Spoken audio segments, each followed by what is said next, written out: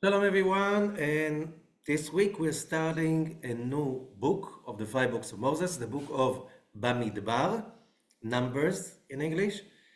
And so we're starting from the beginning, the book of Numbers, chapter 1, verse 1. And here it speaks about, um, and God speaking to Moses in the desert of Sinai. And that was on the first day of the second month, a year after the Exodus. And what does it say? Verse 2, Se'u et rosh kol adat bnei Israel, raise the head of all the congregation of the children of Israel.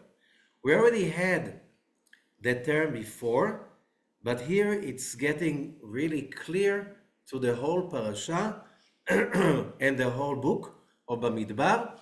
It's called in English the book of Numbers because we have ongoing census counting the Israelites again and again and again. And the question is, why do we need to count them? While basically counting, making census is not so much recommended according to the biblical teachings because, as we're going to see later on, it brings bad luck. So what does it mean, census over here? And in order to understand that, because this is going to give us an amazing answer in one aspect of the political issues that humanity is facing right now, as we speak, 2024. There are a lot of many political issues, but there's one that is really crucial, and it is basically presented over here. And we will start with the Zohar of this parasha. Just to explain, just the text, if you didn't read the text. So here there is a request. God is requesting Moses and Aaron to make a census. However, this is a weird census you never heard about because Moses and Aaron did the census themselves. They went from one family to another to count the people, which is unheard of because no country allows itself. So the king of the country, or the leader of the country, and the high priest will walk by foot from one home to another, counting every person. That doesn't sound right. It's like, it's impossible. So, and then we're talking about the counting of every tribe, the numbers for every tribe. This is the beginning, the first part of the parasha. Then we have about the Levites. They were counted separately because they were not camping like the others. We see that in chapter 2 in the book of Numbers. We see that already in the beginning, verse 2, Ishal diglo beotot levet avotam. Each one of them will camp around his own flag. Beotot, signs. The word otot means signs. The word signs appears before in the Torah, where? Genesis chapter 1, when the star and the moon and the stars and the sun, and especially the star constellations, they were created to be otot, signs. We call it today zodiac signs. What's the connection? And we understand that the 12 tribes of Israel were camping in a shape around the tabernacle that looked like the zodiac, which means there were three tribes camping to the south, three to the north, three to the east, three to the west, and that fits to the 4 seasons with three signs to each season. And also that is the way they're camping. It affects also the connection between each tribe and the 12 signs of the zodiac.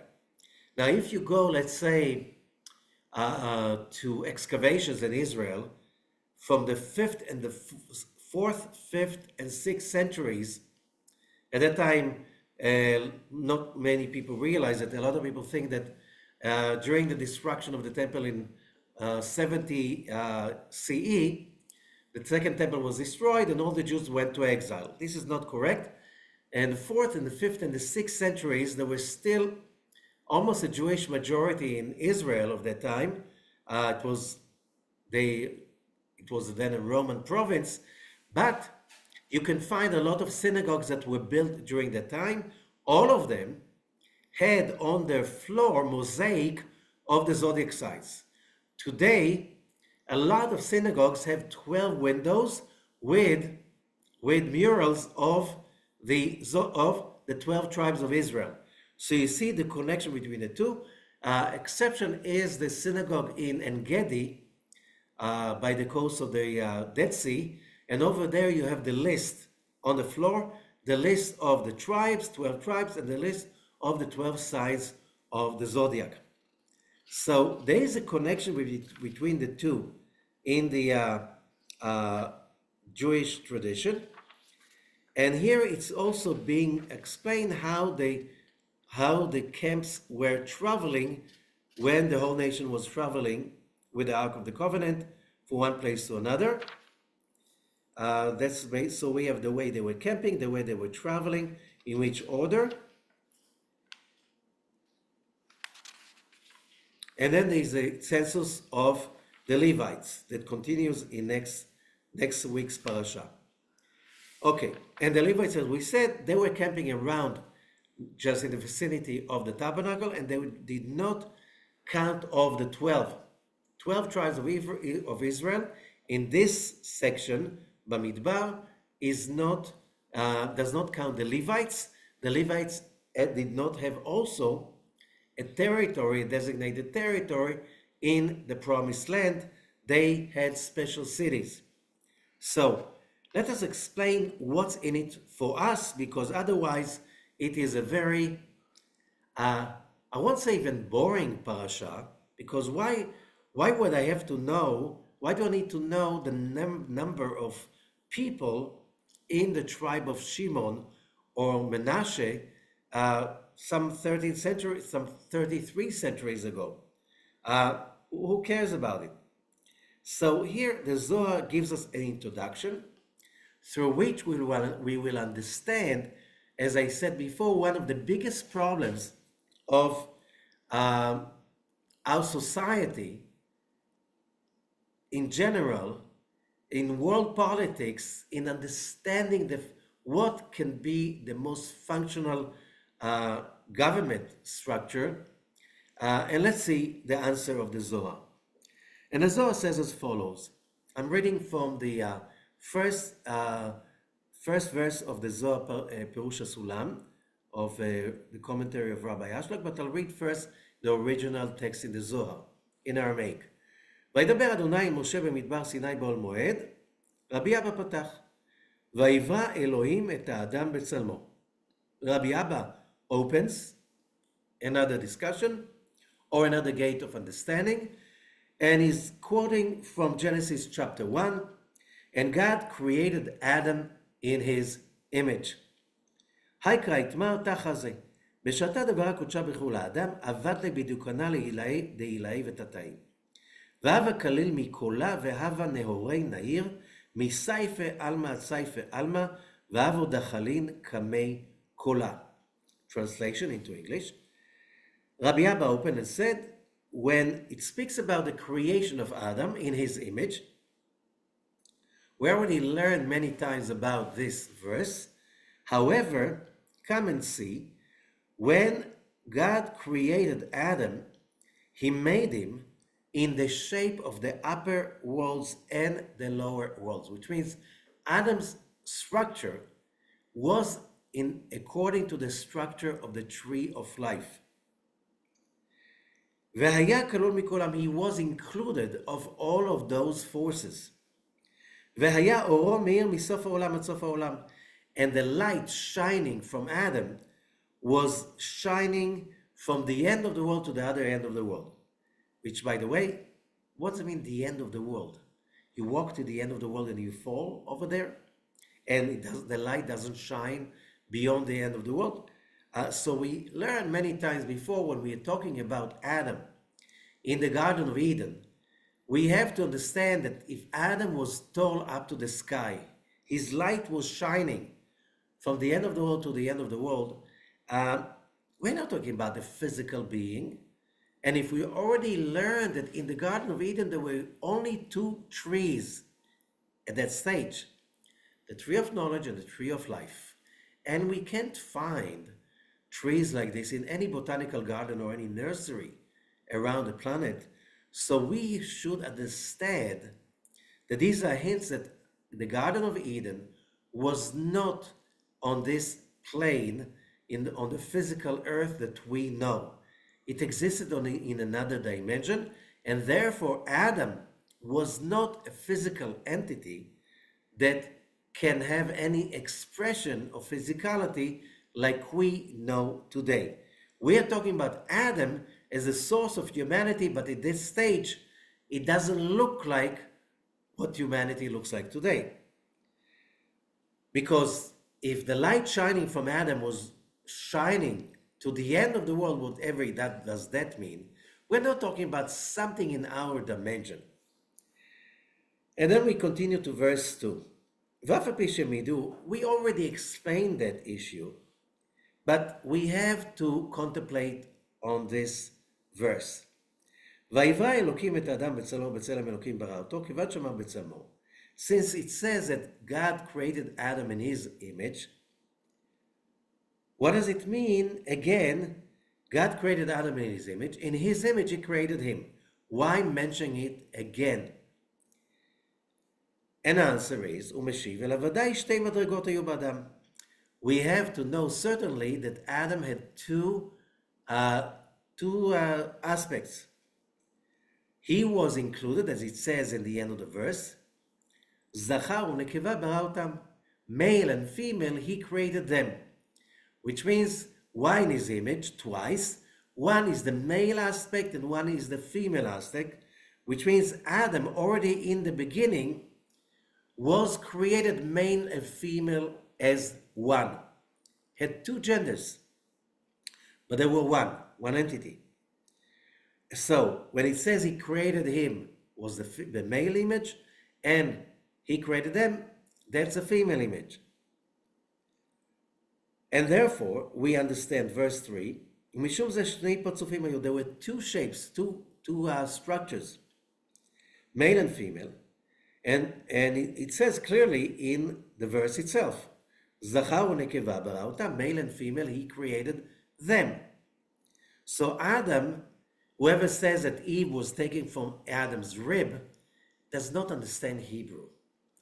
The word Selah means a rib, but it means also when we speak, let's say, in the book in Parashah Noach, that the ark had one side was so long, one side was that long, the height was that long.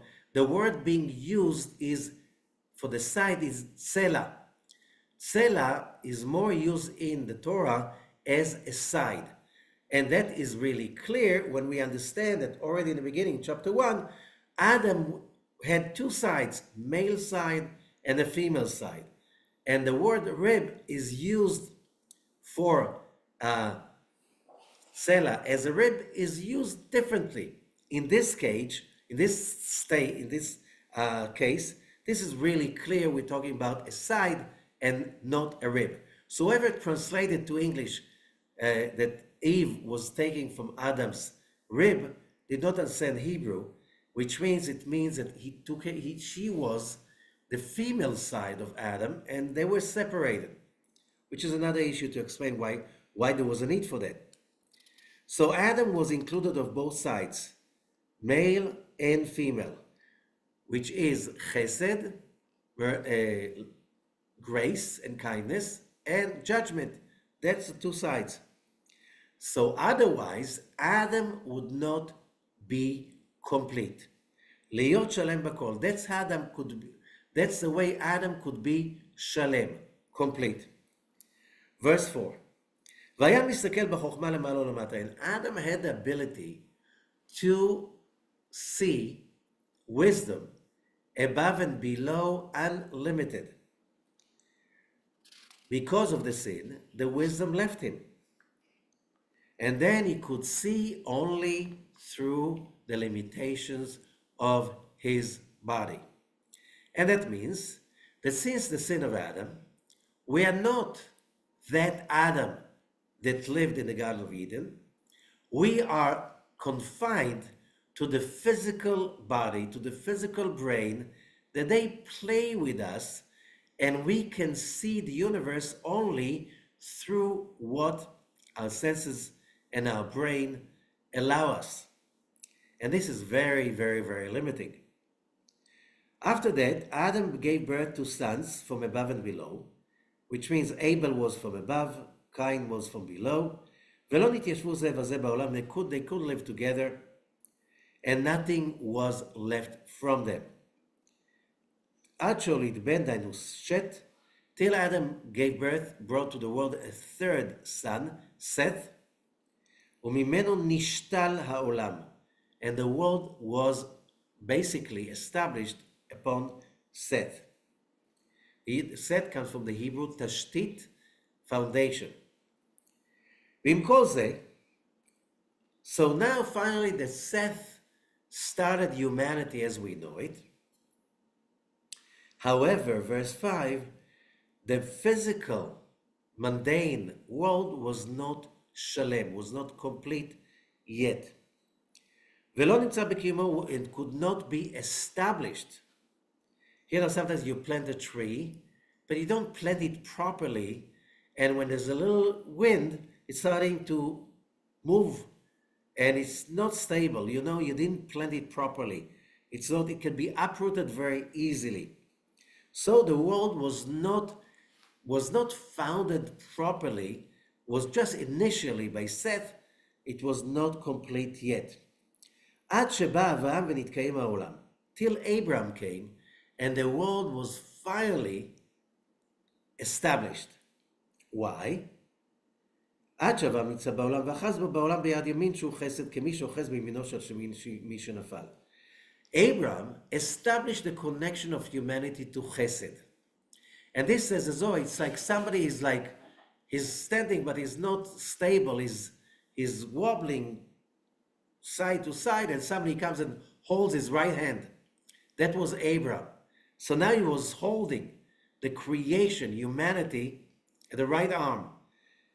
This is still not that stable, but chesed, make olam chesed ibaneh.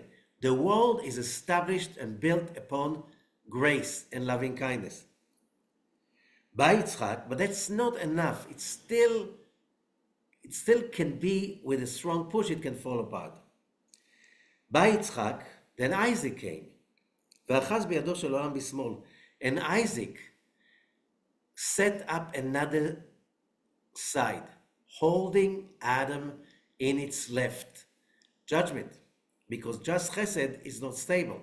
Now there is judgment. גבורה. ונתקיים העולם יותר, and the world was more established. כיוון, but that's still, the world was still not established enough, not stable enough. Why? Because Jacob came and he held in the middle, in the torso, central column. Now that the chesed on the right and the gvura, the judgment on the left, were balanced with the central column in the center, now the world was finally balanced and established. And the world was not falling apart anymore.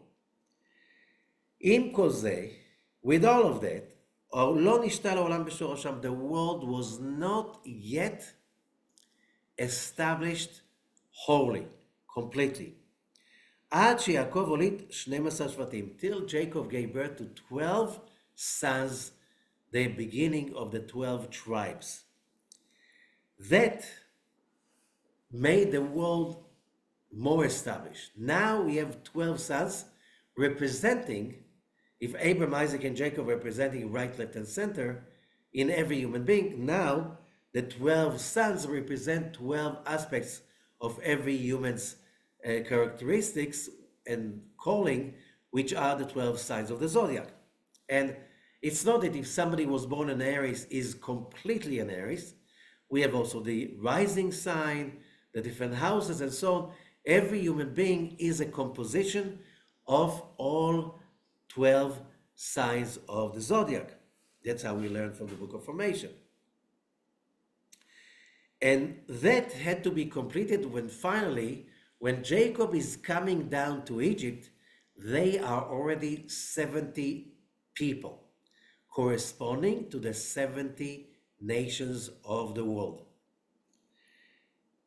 Venishtal Olam. Now the world was established. Now the planting procedure, so humanity won't be totally wobbly, is established. However, with all of that, the world was not completely established.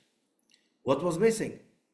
Till the Israelites received the Torah on Mount Sinai, the tabernacle has been established, אז נתקיימו העולמות ונשלמו ונתבשמו העליונים ותחתונים. Then all the worlds, physical and spiritual, were finally all connected, and the world was finally in completion and harmony. Which means when we speak about the birth of Abraham and Isaac and Jacob and their 12 children, the 12 children of Jacob, and then the children of Jacob, and finally when they come down to Egypt there are 70, we are talking about basically the process of tikkun olam, correcting, fixing, establishing humanity as a structure that has validity, that has the ability to exist and flourish. Before that, the world did not have a chance to be balanced. So now, how is it connected to BaMidbar? We came only to the time that Jacob and his 70 people in his little clan come down to Egypt. Now they came out of Egypt. And since, verse 7, since the Torah was established and the tabernacle was established, God wanted to count the armies of the Torah. To count, he's God. He doesn't know how many.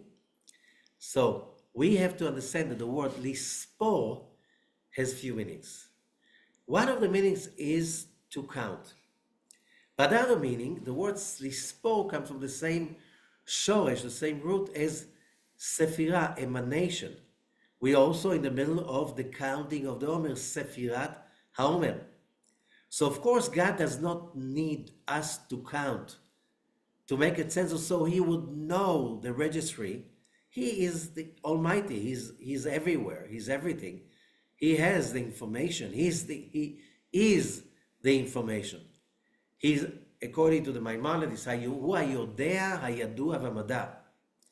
he is the knowledge, the knowing, and the science, which means all knowing, all what to know. That's in God. So why does he need to count? So we need to understand that the word lispo has the meaning also of to illuminate, to shine. So now there were 12 tribes. There was the tabernacle. There were the Levites around the tabernacle to make the tabernacle function. Now you need to turn all of them on, so each one of them, each person will shine properly according to his or her destination. This is what we are talking about. Now the armies of the Torah must be illuminated.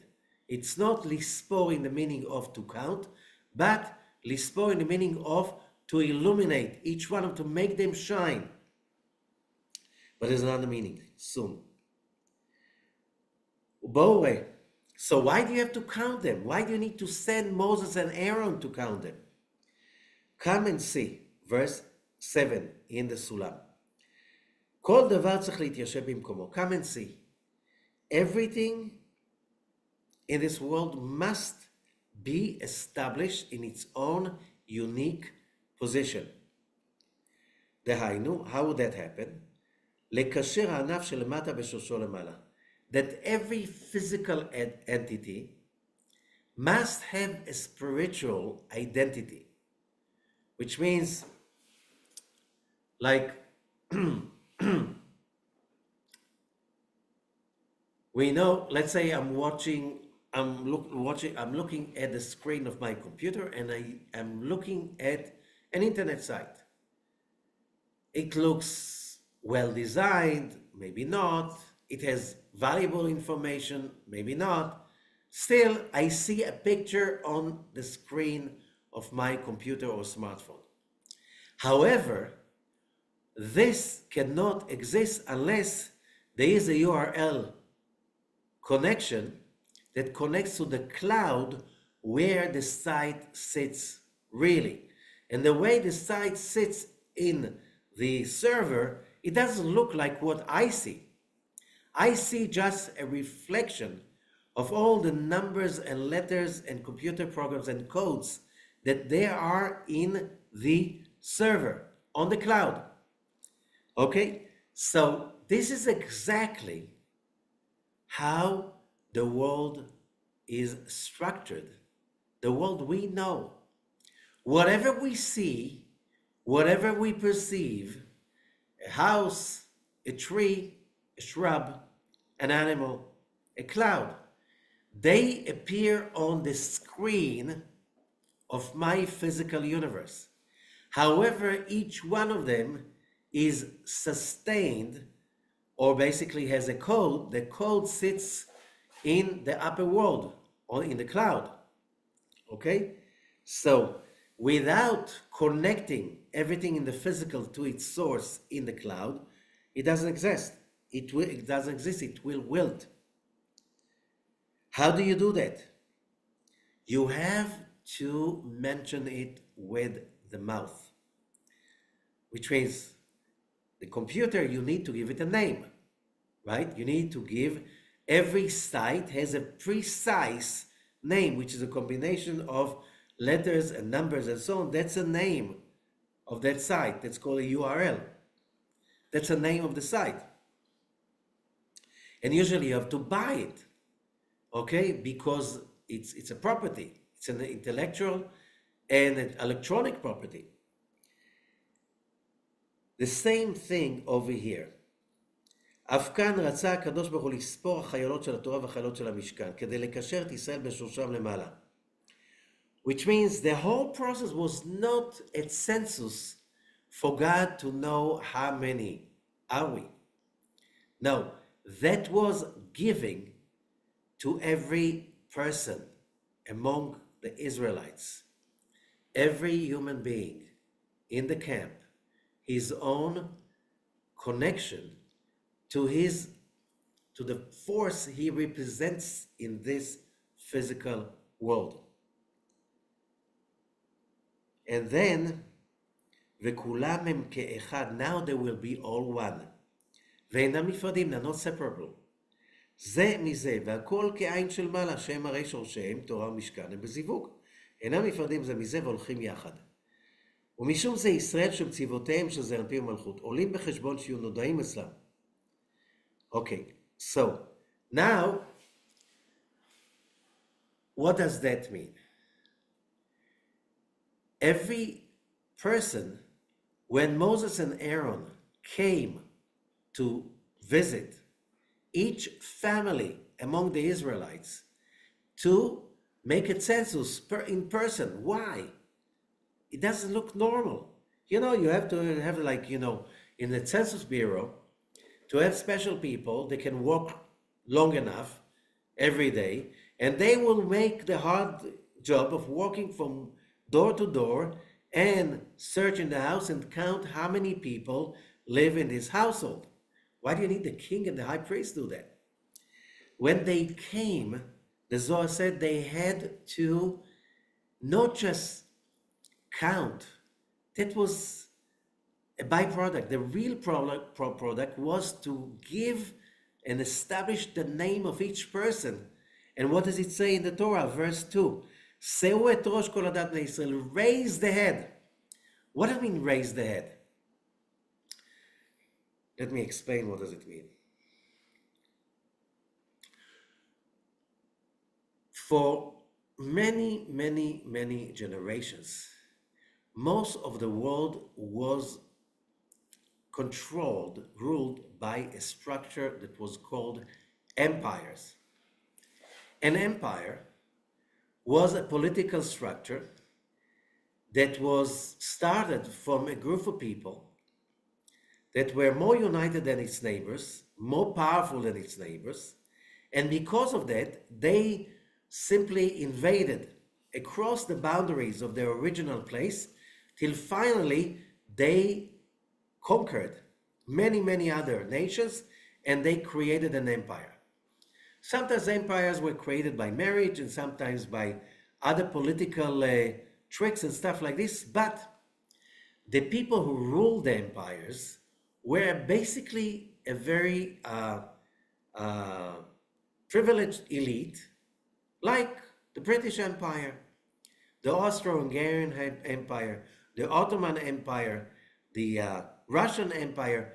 Most of the world till World War I was controlled by empires. And basically, as long as that was the structure, the world moved forward pretty slowly. Why? When you are part of an empire, you know as a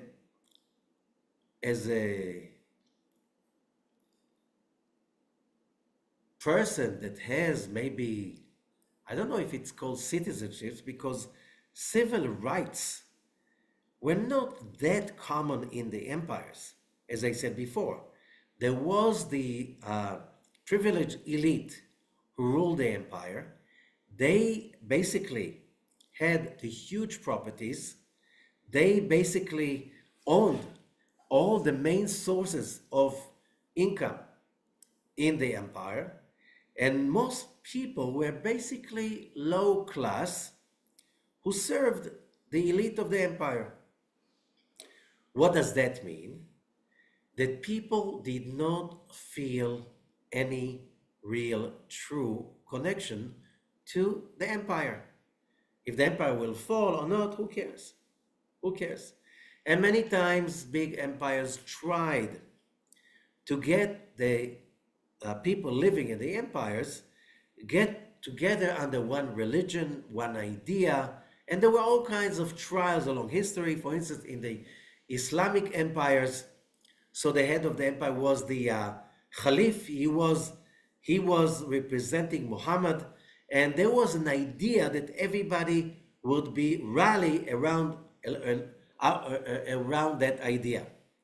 If we're talking about the other empires, there was always something as a religious idea, like the Roman Empire. When they adopted Christianity, it was that the Roman emperor is also like God's representative on earth.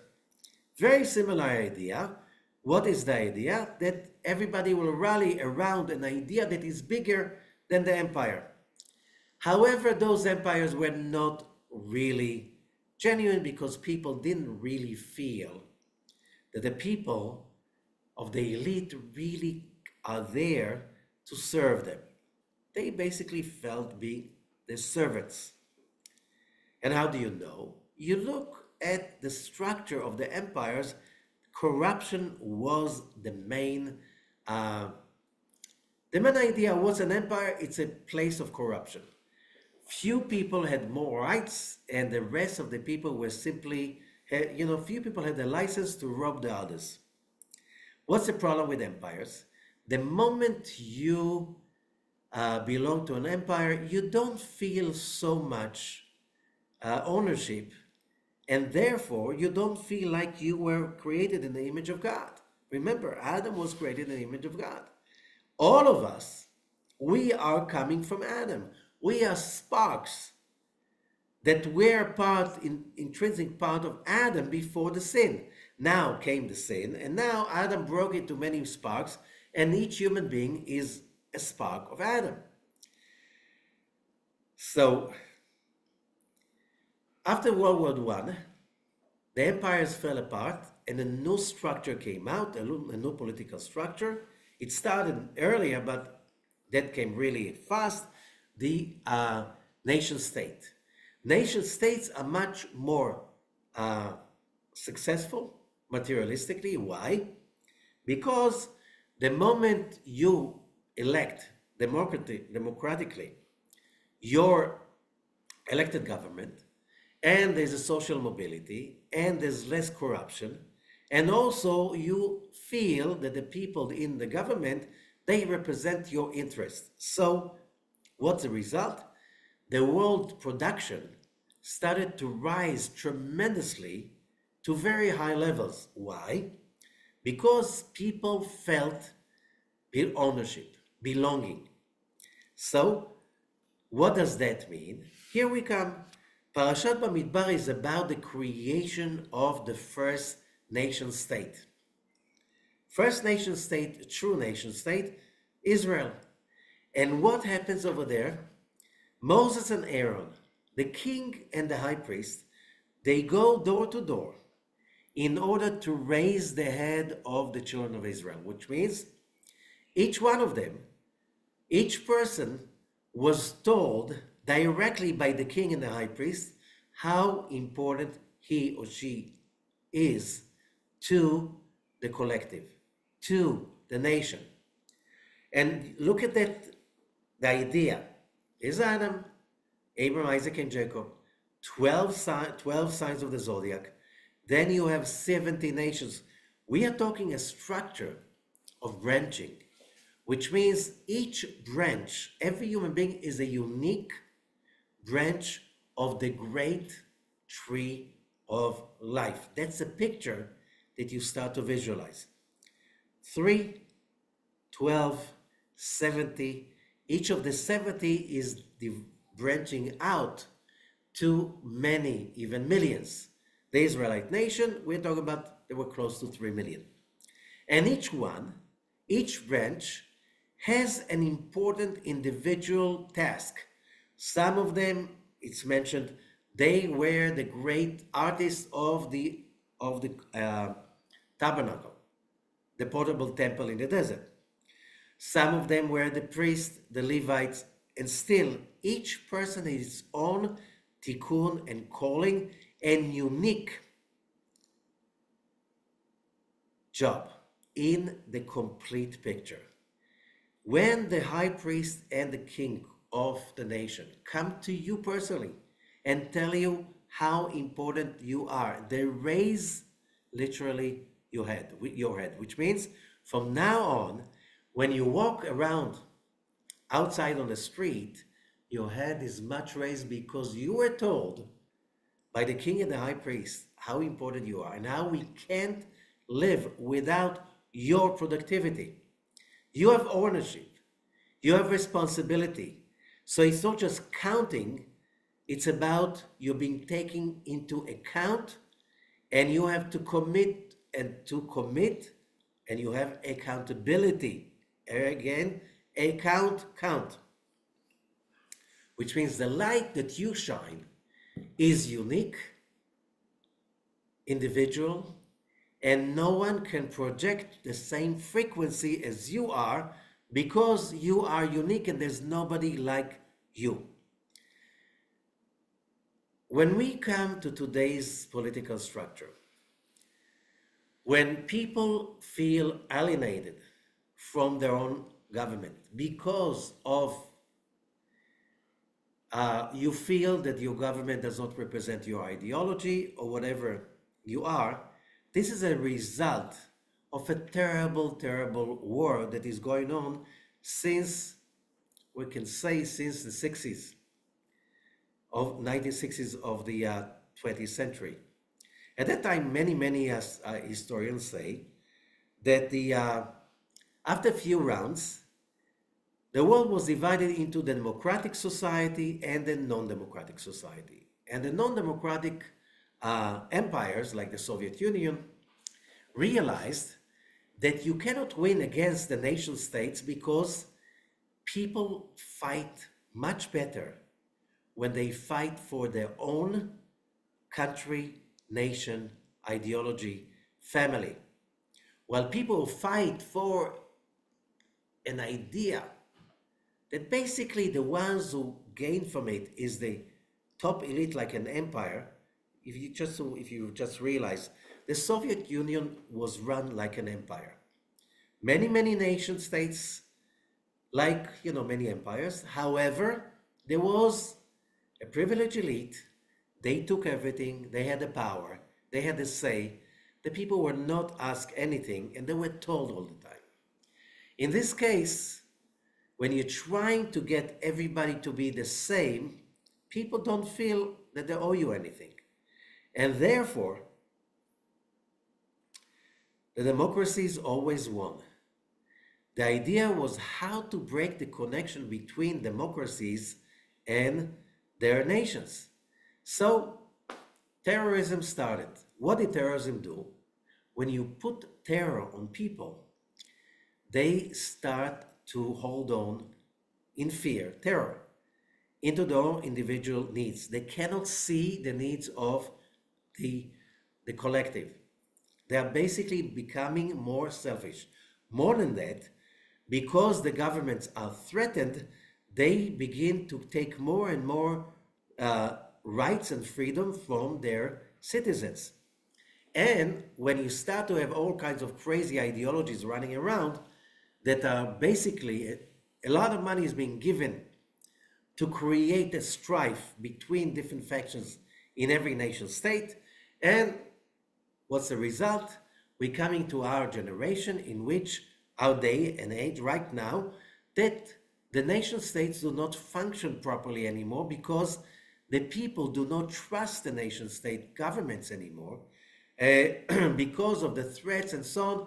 And the great old days of the 60s and 70s are finished and gone, and we're not in that place anymore. How do we fix it? And here comes the idea. The idea is really clear. You need to give every person, and today you need the nation state, or even in a company, or a society, or a community. Every person must feel that his head is being raised. How important you are, and you must be unique as the way you are. This is very important to understand. How is that connected to the name of the book or the Parashah, BaMidbar, in the desert? Very simple. When you walk in a city, you can walk only on the streets of the city. What is a street? It's the only place that people can walk by. Who decided about the streets? Usually, it is a government structure of design that decides that this city is going to be built like Manhattan. There's avenues and streets, like a checkboard. Some cities are built differently in circles. There's all kinds of, but somebody tells you which direction you are allowed to walk and which direction you're not allowed. Why? Because it's already private property. Same thing in the countryside. When you drive, there is a system that decides where are the roads and what is private property. It's all being written down. So you cannot just drive which direction you want, except for one place, the desert. In the desert, you can go, you can walk to the right, to the left, to the right, left, you can go all possible directions. Why I'm mentioning it? It's the same thing in education in our world. When a child is growing up, he has to fit the streets, the roads that the Ministry of Education decides. If you don't fit the roads, the direction, the growth or the learning traits that the Ministry of Education declared and decided, you are basically a problem. That means you need to take medications because you are not functioning well with the system. You have to be sedated or locked in or moved to special education and stuff like this. Why? Because we have a very old fashioned system that basically you have already streets and roads that you can grow along. You cannot choose your own way. Well, we understand today that a lot of people do not fit the system of the Ministry of Education. It's easier to raise them, if you know how, in a way that will let them grow and develop. Of course, they have to learn how to write, you have to learn some basic idea of how to learn all kinds of professions, but not everybody can study or must study math. You know, if you're becoming a ballerina, okay, or a singer, math is not that important. How many of us do remember the math classes in school? How many of us do use math, mathematics in school? Literature, whatever. There are some things that we have to study in order to develop our character. However, there are many things that you have to leave to every person, every child, and the system should be able to let the child grow like in the desert without roads made for them, because there are many studies that show that a child grows in IQ, any kind of like measurements of personality, till grade one. The moment they come into grade one, there's a collapse in their intelligence. Why? Because they have now to sit in a certain way, they have to study in a certain way, which means they're not in the desert anymore. Till grade one, they're like in the desert. They can go any direction, they can play whatever they want. It's much more free. If they want, they can play with some musical instruments. If they want, they can build in Lego. If they want, they can play with dolls and stuff like this. It's like a desert. You can choose your own way of growth. How do you create a system in which every person has the ability? And now to get today, I think with modern uh, technology, and especially the AI, it's easier to give every child its own way of education. So it's not going to be education, it's going to be more like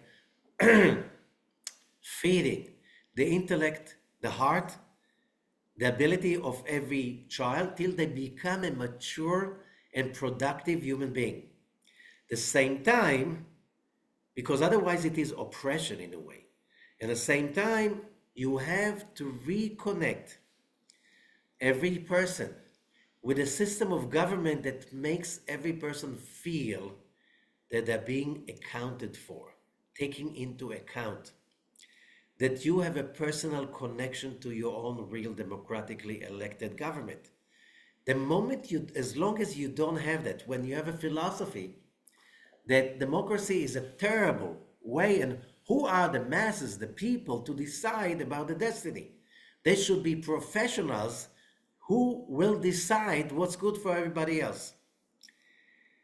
The only thing that will create was chaos, because people will feel disconnected and then will go back to the dysfunctional system of the empires in the past, in which few people, the elected, non-elected elite, that they are either the owners of this international companies, or the clerks, the professionals who are being fed by the international companies, and that will feed that. And meanwhile, most of the people do not feel ownership, and then there will be a decline in the productivity of a society, because people don't feel that their heads are being raised. They don't feel that they are being needed and their voice is being taken into account, their opinion, and also that the whole society is their community is standing behind their own education, growth, and development. And this is a journey that will take who knows how long. But without that, as the Zohar is saying to us, humanity is not going to be complete because this message is eternal, this message is for everyone, and for the whole of humanity to reach that stage of 70 nations.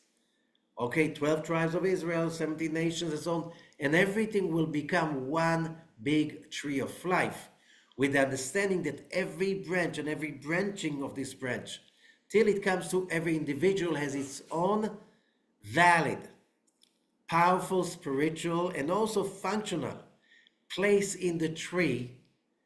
Only then we can really come to that age of messianic age in which the supernatural harmony will vibrate together with the physical, political structure, community structure, nationwide structure that everybody feels feeding and serving everybody else. And that's the hope. But what does it mean, the hope? According to what the Zohar is saying, according to what the prophets are saying, what the Torah is saying, this is where humanity is going to. The direction is very clear. We have to learn on our own how to make it, but this is the pattern that we need to reach.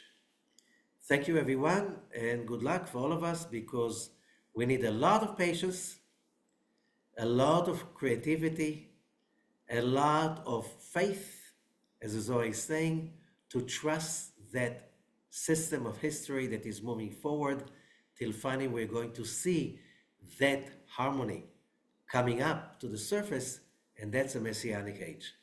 Thank you so much, and Shavua Tov.